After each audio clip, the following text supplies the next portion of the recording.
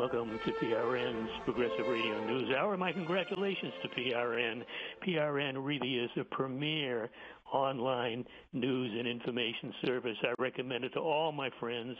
I recommend it to everyone. You can get real the kind of information you don't get in the usual places people turn to it for.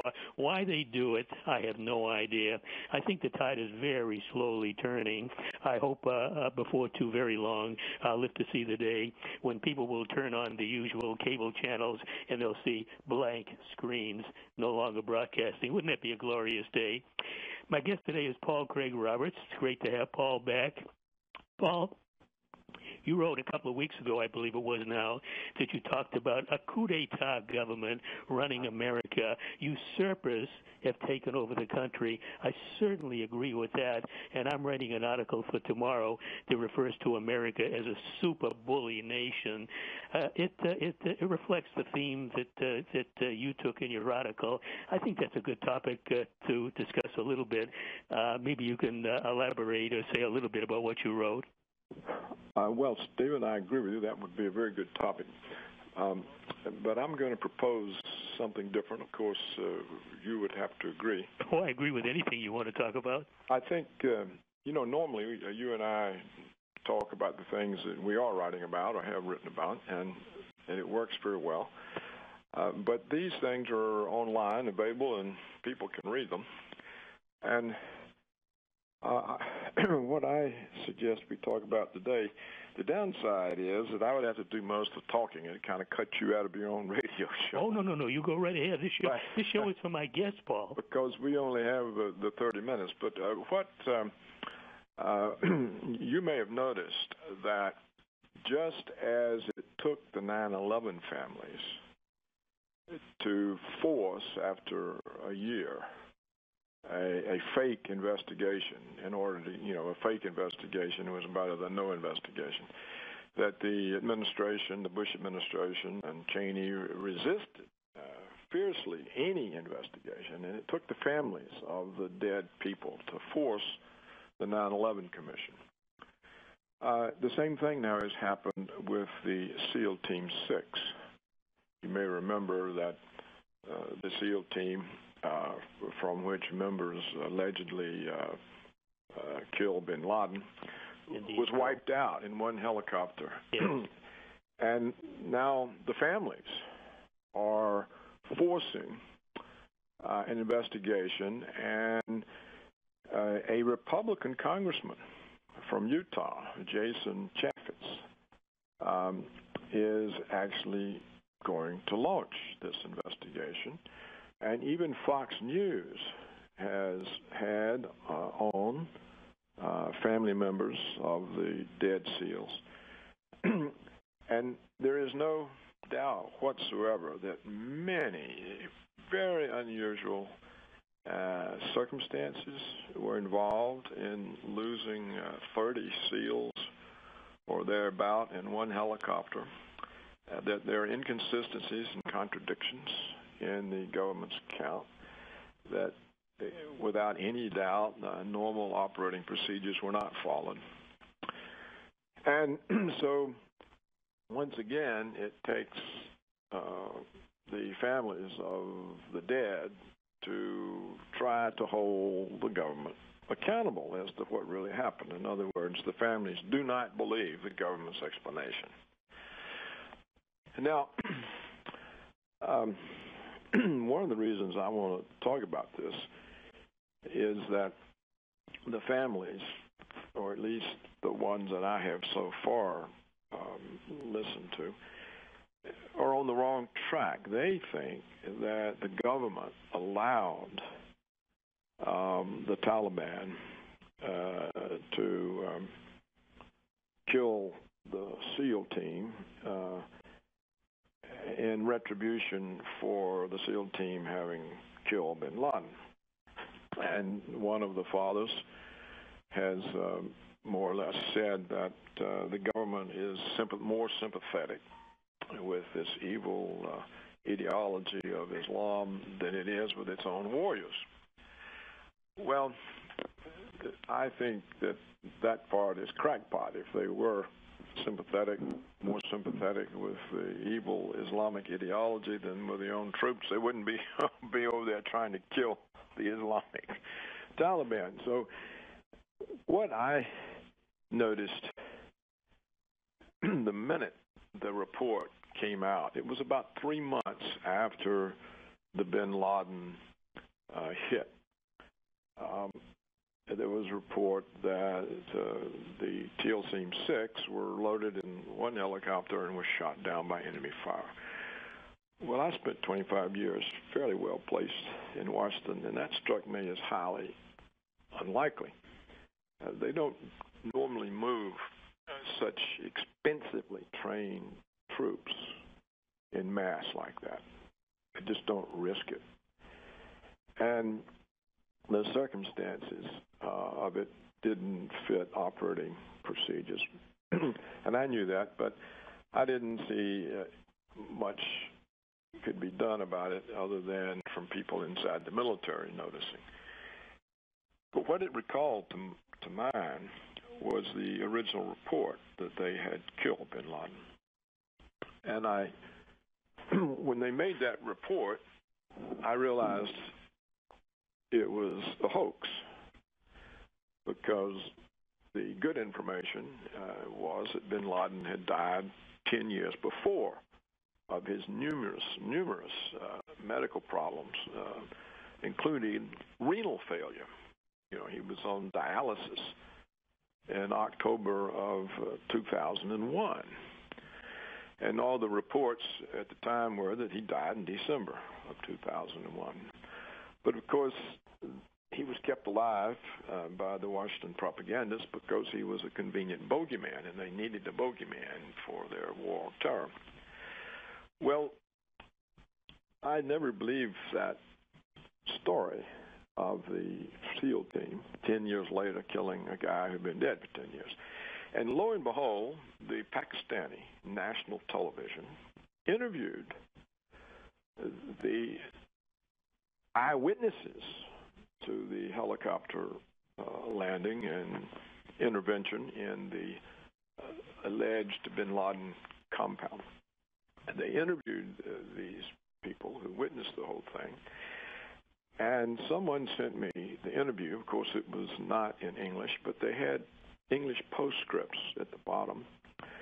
And it described a situation that was totally inconsistent with everything that the Obama administration said.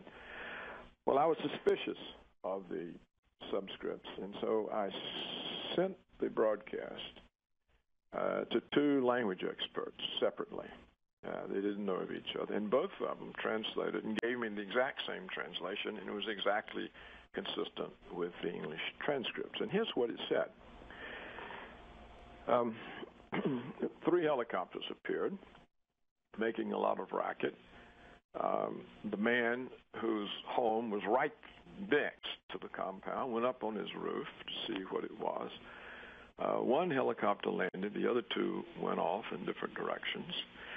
The people in the helicopter were speaking in Pashto, which would not be a language a native American SEALs would know, and were screaming to everybody to stay inside or they would be killed. Well, they didn't know the man who was on the roof, and the family called for him to come down, but he didn't. He sat there, and he said the people went into the compound, and they came back in less than 20 minutes. They got into the helicopter, and as it lifted off, it exploded, and everyone was killed. There were 0 survivors. There were bodies and pieces of bodies all over the place. He said, and then other people who were there said, okay, they all rushed into the compound, where most of them had gardens inside the bin Laden compound, and viewed the carnage. No survivors, and then the Pakistani military arrives and shoos them all away. The other 2 helicopters did not come back, did not land, and no one who landed left alive. So that was the story of the Pakistani national television interviewing the eyewitnesses. This was never mentioned in the American press, or as far as I know, the European press. I posted on websites, perhaps my own, the translations of this broadcast. Now, certainly, and this was done in the immediate aftermath of the event, so you would have to say, well, why would the people who witnessed it all, why would they make up such a fantastic lie? And you could tell it wasn't a made-up lie. They were actually telling what they what they saw. Now, the other funny thing happened more recently. It turned out that the American Navy ship from which allegedly bin Laden was buried at sea, apparently a U.S. aircraft carrier with something like 2,500 sailors on board, that the sailors from the ship were sending home emails to their friends and relatives that there wasn't any bin Laden buried off their ship.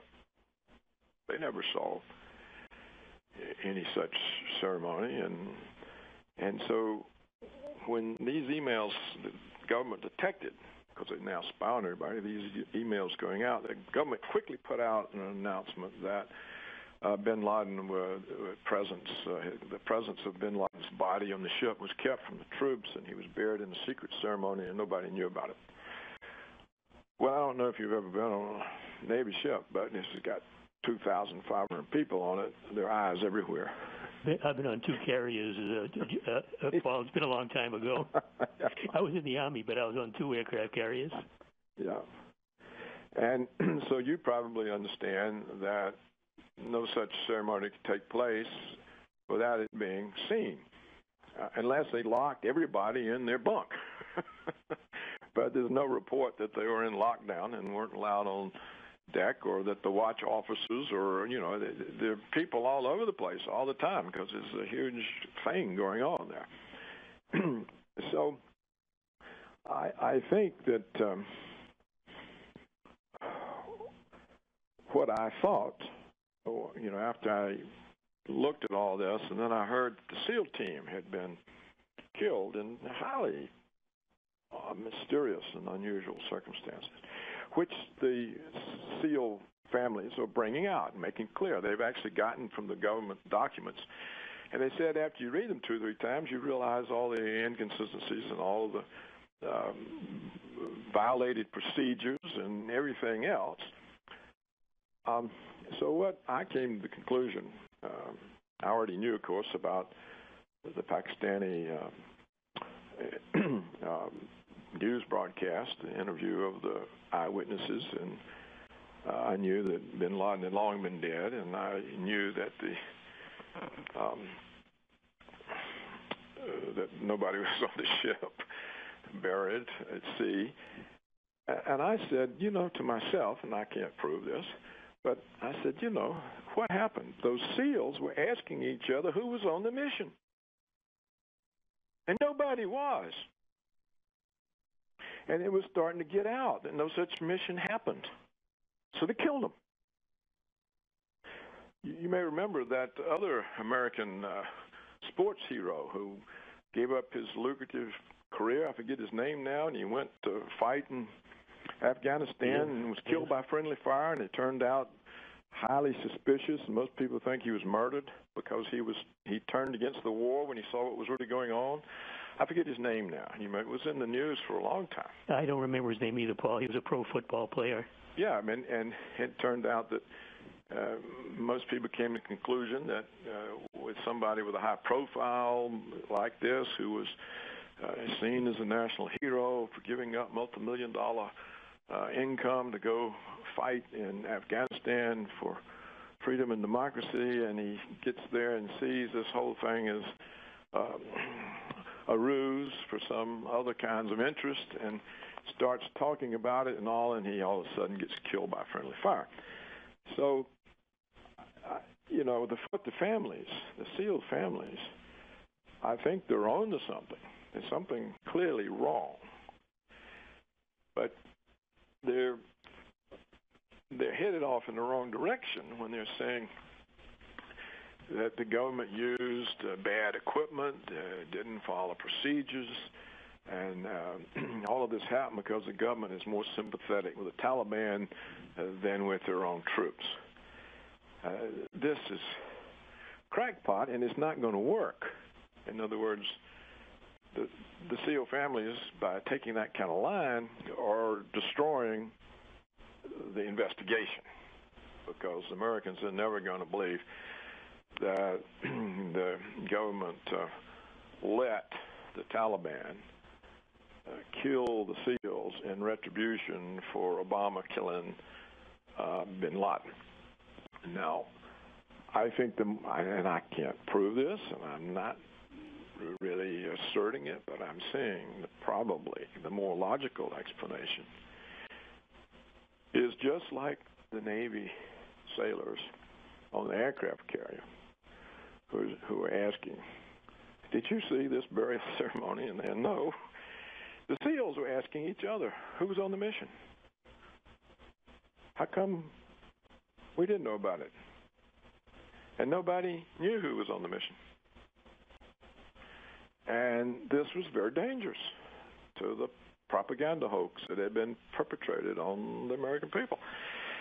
So I think that this is something we should keep our eyes on, because just as the 9/11 families were the ones who finally forced an investigation, the investigation wasn't really an investigation. All the politicians appointed to the 9/11 Commission did was sit there and listen to the government's account and write it down, that nothing was really investigated. And so the SEAL families now are forcing an investigation into an event that clearly is highly suspicious. There's no doubt about it. And they document it. The SEAL families document all the things that, and it's too many of them for it to be a coincidence. In other words, if it's just one or two things went wrong, okay, they just screwed up. They were in a hurry, or there was an operational failure, or something like that. But when you have so many things happen with highly trained, very expensively trained troops, I mean, it costs a fortune to get these kind of people. And you lump them all together in some ancient helicopter designed in the 1960s for a totally different purpose than what it's being used. There's no covering fire. There's nothing. Every kind of combat engagement procedure was violated, according to these families, and they have the documentation. So something is wrong, and we probably need to watch this investigation by Jason Chaffetz, a Republican of Utah, who is chairman of the House Oversight and Government Reform Subcommittee on National Security. So he has authority to do this. And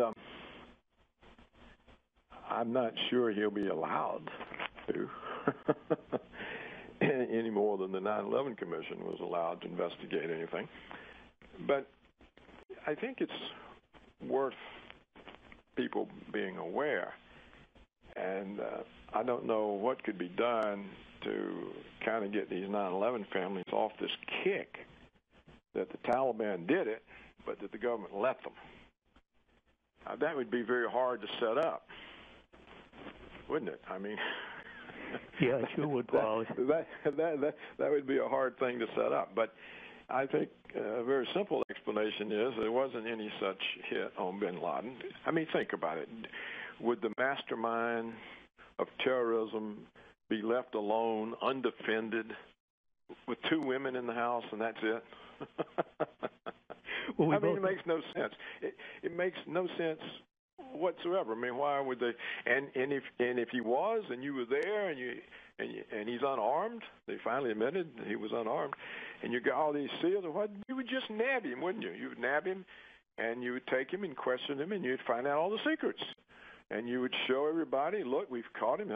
Instead, they claim they killed him and threw him in the ocean, and they got no evidence. There's no evidence.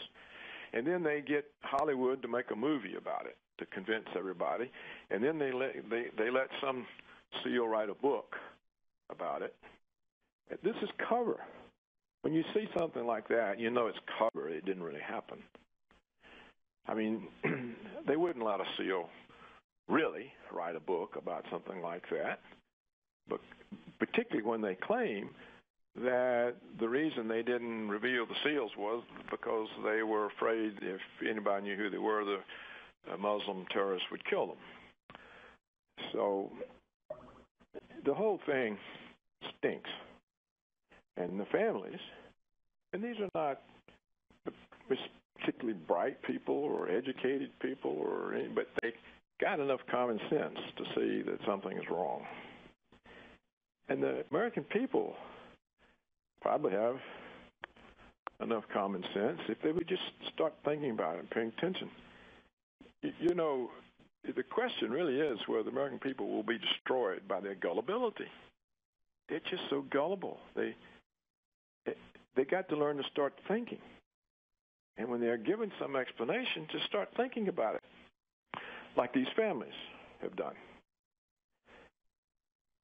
And well, if I they certainly don't, agree, Paul. And I believe you wrote, it's been a good while, but I think you wrote, and I certainly did several times, that as far as bin Laden went, he died a natural death probably in December in 2001. Some of the major media sources reported it. Fox News did, I think the New York Times, BBC for sure. So this was public information, but it goes down the memory hole. And the idea that if you had a high-value target alive like bin Laden, you'd want to show him off, Paul. You'd want his image, a moving image appearing on television. That would really be a good promo for Obama. But instead, you make up this story. You have this fictitious deep sea burial. Nobody gets to see the body. Nobody on the ships knows anything about this. Pretty. It sounds like a bad film plot. Well, I mean, it's unbelievable, and yet the gullibility of the American people just fell for it. In part, they like to think, okay, we got him. We got him. And so it appeals to them. So they accept it because it appeals to them. So they don't think 1 second enough to see the total implausibility of the whole thing. Anything that appeals to them, they buy. And so, okay, look, the great Americans, look how tough we are. We're so smart. We found him, the architect of 9/11, blah, blah. Of course, in the last video that we know for a fact was made by him, he said he had nothing to do with 9/11. He said, I have no animosity to the American people, only to the imperial ambitions of the government. And so you can see that the holes in the story are vast, and they start from day one, from 9/11 on. And really nothing is believable. But it gets spun in a way that Americans find it satisfying, and so they're content. And as much as you and I write, as much as we expose, as long as people are gullible, it doesn't really do a whole lot of good. And I don't. Maybe this action by the SEAL families, and possibly the consequence of all the spying becoming public. And now you've seen the latest report that the government demands the passwords from all the various they're demanding that every American's password be turned over, including ways of busting any encryption and so on. So it could be that eventually Americans will stop being gullible. But if they don't wake up soon, it'll be too late because the police state will have such power, there's nothing they could do about it. You know, when the police state gets so confident in its power, it just simply doesn't buckle. And so if that happens before Americans shed their incredible gullibility, I don't think ever in history of people has been as gullible as Americans. They'll believe the most preposterous hoax by their government. But if something isn't done about it, in fact, we should start writing about gullibility to gullibility to gullibility. Paul, I must add one comment to that. They not only believe the big lies they're told, but every time a big lie is exposed as a big lie, you can betcha that they're going to be fooled again. No matter how many times they've been fooled, they're easy marks to be fooled again and again and again. And of course, it's the power of propaganda, the power of repetition. They get their news from television. They get these stories regurgitated over and over again, and they buy the damn thing. Once in a while, they get a little tired of all these wars being waged, but they don't do anything about it. The days of the anti-Vietnam War protests are long, long past. We don't see anything like that, or the civil rights protests. I dream of living to see the day when that kind of activity will be resurrected, and we'll see people doing it en masse and sustaining it, because if it happens, Paul, we know that they can get results.